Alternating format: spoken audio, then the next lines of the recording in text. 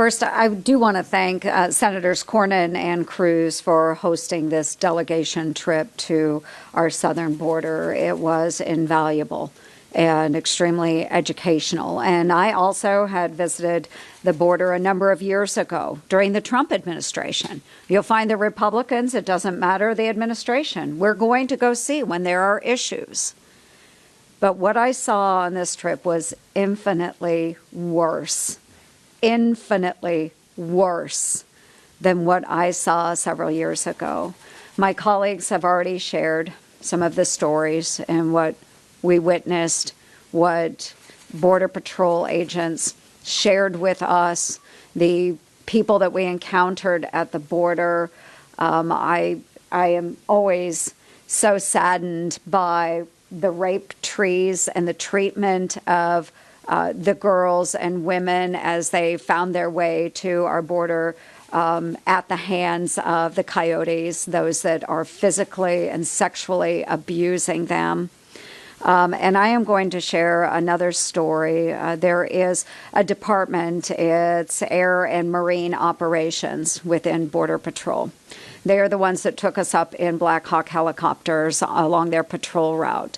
And one of the pilots had shared with us that there was a 2-day period where they were searching for the body of a toddler that had been left behind by the toddler's mother. So the toddler's mother had told the agents when she was doing her intake that she had had to leave her toddler behind. And she gave them an approximate location of where that toddler would be located. And they searched for 2 days and were unable to find the body of that child.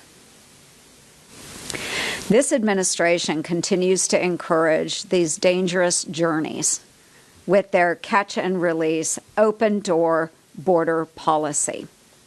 We've talked about the drugs, the fentanyl, the methamphetamine that is infecting my Iowa communities.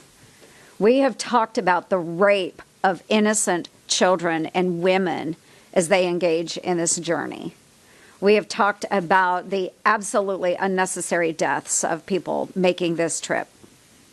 When is this administration going to wake up and say, stop coming here, don't take this dangerous journey? When are they going to change their policies?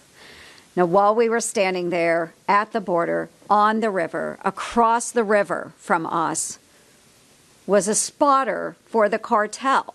Folks, right across the river from us, a spotter for the cartel. These spotters keep an eye open for the cartels and let them know where Border Patrol agents are, so they know where and when to direct drugs, trafficked human beings, and weapons.